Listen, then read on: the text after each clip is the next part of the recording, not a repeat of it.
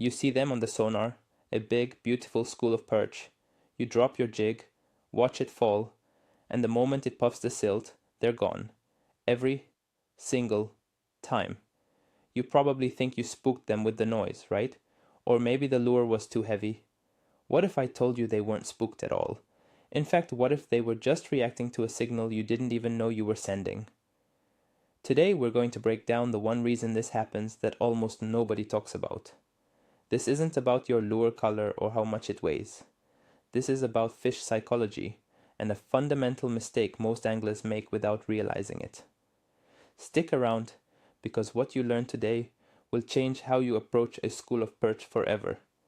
Be honest, have you ever just given up on a school after they scattered like that? Let me know in the comments. For generations we've been told the same story. The thud of a heavy jig hitting the bottom is what sends them running. The common wisdom says it's an unnatural sound, a loud noise in their quiet world that screams danger. So, what do? We switch to a lighter lure. We change colors. We try a different spot.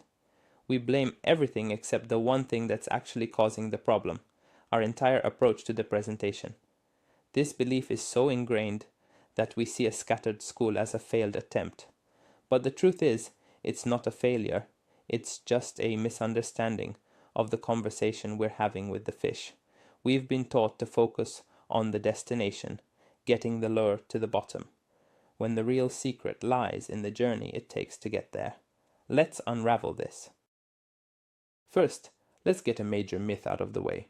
It's not just the sound. Think about it. A perch's world is full of sounds. Rocks tumbling, crayfish scuttling, other fish feeding.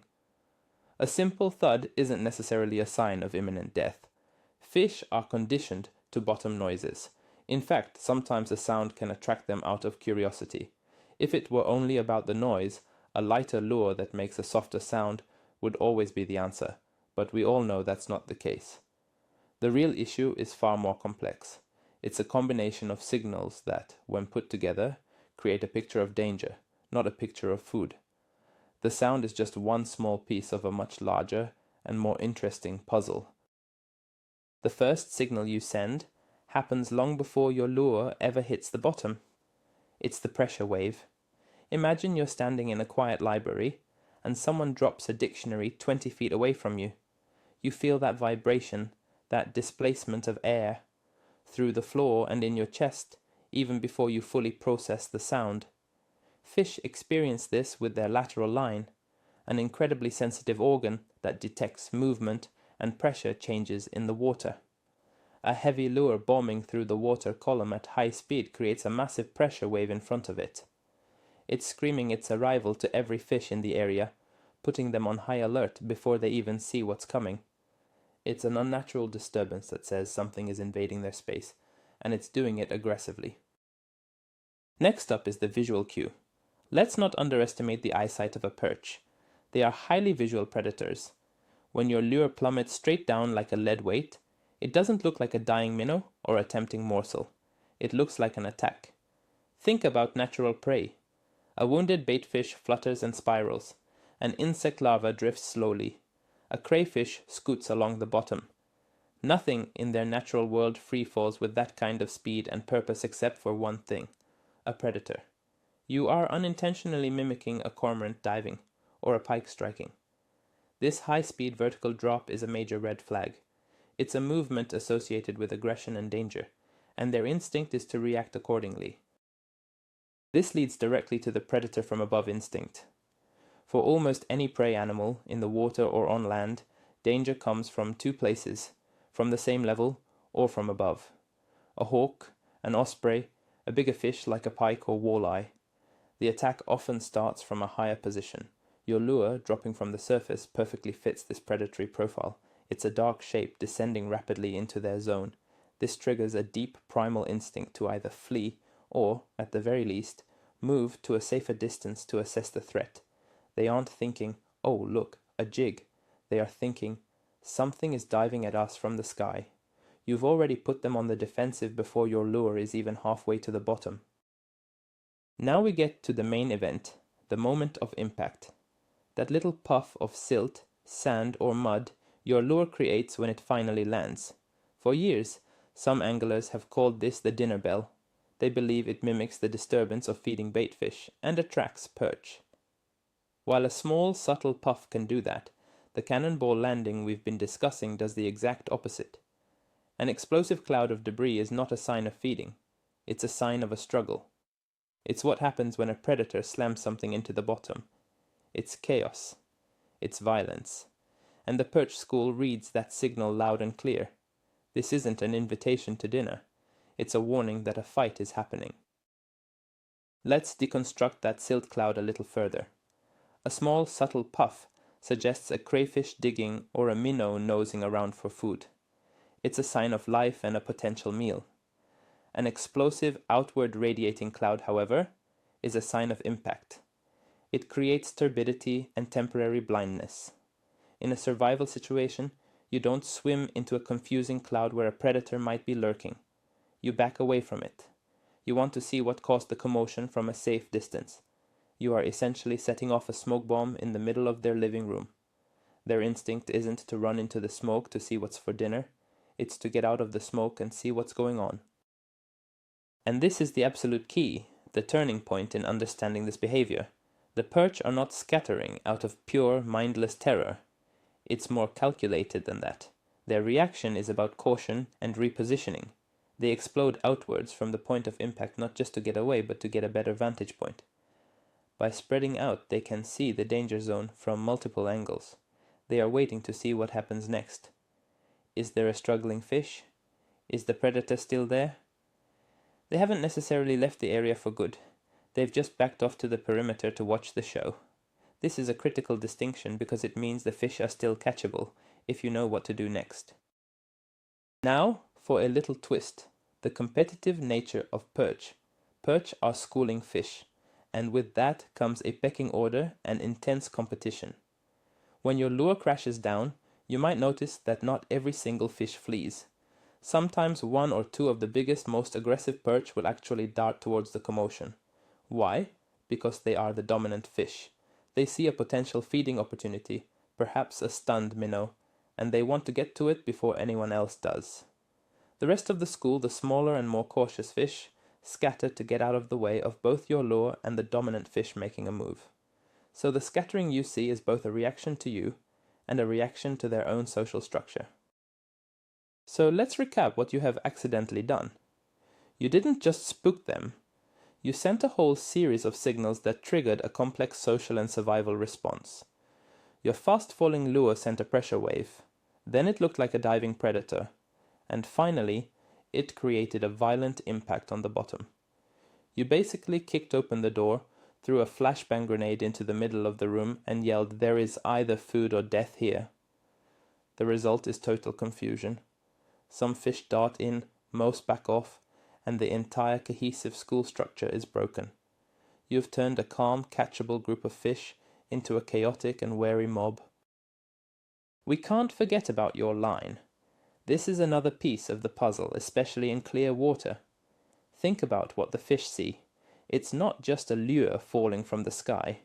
It's a lure tethered to a strange vertical line, cutting through their entire world.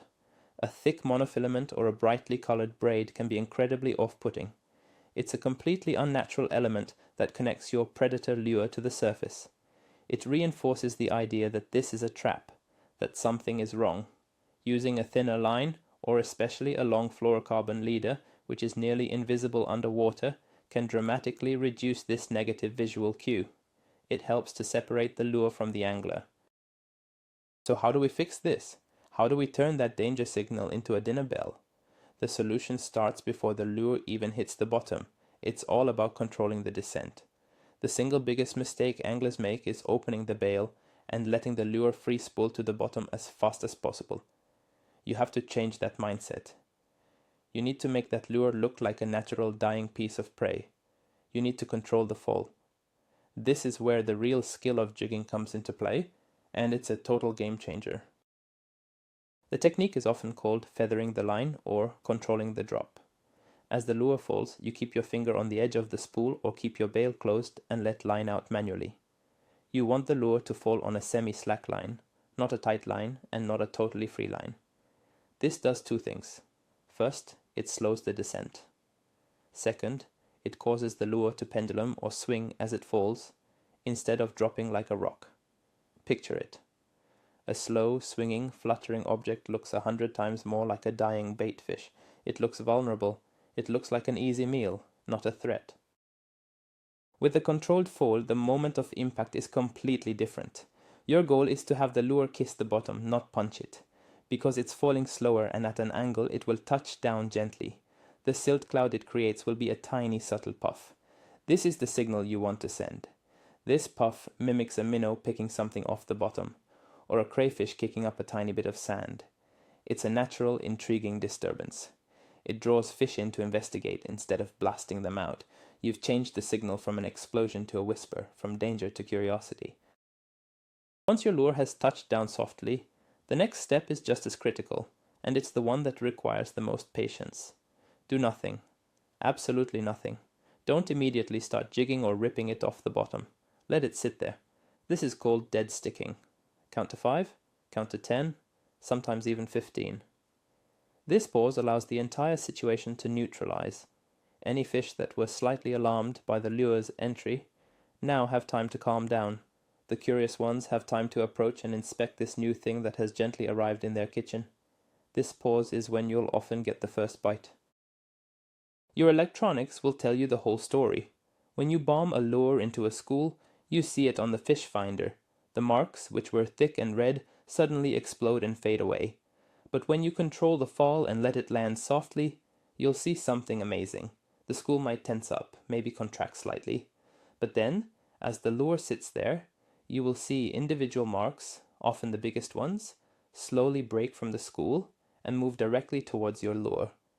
The screen will tell you that your new approach is working. You are now inviting them in, not chasing them away. Of course, your lure choice still plays a role, but now in a different way. Instead of just thinking about weight, think about water resistance. A compact, heavy tungsten jig is designed to fall fast. That's great for deep water or current, but it's a liability when trying this gentle approach.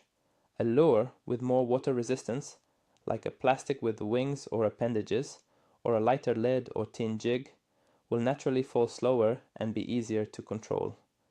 A flat-sided spoon will flutter on the way down. Matching your lure's design to your intended fall rate is a master-level adjustment that pays off big time. We also have to consider the conditions. This effect is magnified on those bright, calm bluebird sky days. When the water is clear and the barometric pressure is high, fish are notoriously spooky and on edge. On these days, your old bombing technique is a guaranteed recipe for failure. They are already jumpy, and an aggressive presentation will send them packing instantly. Conversely, on darker, windier days with low pressure, fish are more aggressive, and you can sometimes get away with a more vertical, faster drop. But the gentle approach, it works on all days. It's the universal language of food. I can give you a perfect real-world example. I was out with a buddy, fishing a deep school of jumbo perch. He was using a heavy slab spoon, dropping it right on their heads, and getting frustrated because they would scatter every time. He'd say, "They're just not biting today." I switched to a much lighter jig head with a small plastic, and I spent a good 20 seconds letting it slowly pendulum down to the school. It landed soft. I let it sit, and then gave it one tiny hop. Bam! Fish on. I was able to pick off 5 or 6 big perch from the exact same school that he had declared uncatchable. It wasn't the spot, and it wasn't the fish's mood. It was the presentation. And remember, this principle goes way beyond perch. Think about crappies suspended over a brush pile. Dropping a heavy jig into the middle of them is a great way to watch them all disappear. Bass, walleye, trout. Almost any predatory fish will react negatively to a presentation that seems overly aggressive or unnatural. Learning to control the descent of your lure and manage its impact with the bottom is a fundamental skill that will make you a better angler for any species you target. It's about understanding the environment you're fishing in and approaching it with finesse instead of force. So, the ultimate mindset shift is this. Stop thinking about just getting your lure to the bottom. Start thinking about how your lure gets to the bottom. The journey is infinitely more important than the destination. Your presentation doesn't start when you begin jigging. It starts the moment your lure leaves your hand. Every second of its fall is part of the message you're sending to the fish. Your goal is to write a message that says, easy meal, not one that says, run for your lives. It's a simple change in perspective, but it makes all the difference in the world. So, let's put it all together. The perch aren't just scattering out of simple fear when your lure thuds the bottom. They're reacting to a whole sequence of unnatural predatory signals. The pressure wave of the fall, the visual of a fast-diving object, and the explosive impact cloud that signals violence, not food. They aren't just running for their lives. They are intelligently repositioning to assess a potential threat, or yielding to the social pressure of their own school. The biggest twist in all of this? You've been accidentally shouting danger at them when all you needed to do was whisper, dinner's ready. By controlling the fall, landing softly, and pausing, you completely flip that switch. You change the entire conversation you're having with the fish from one of aggression to one of opportunity. If this new perspective helps you out on the water, do me a huge favor and hit that like button. It really helps the channel grow. And make sure you're subscribed, because we are always breaking down these unwritten rules of fishing. Now, I want to hear from you. What's the biggest fishing myth you were taught that turned out to be completely wrong? Drop it in the comments below. Let's get a great discussion going. Thanks for watching, and we'll see you on the water.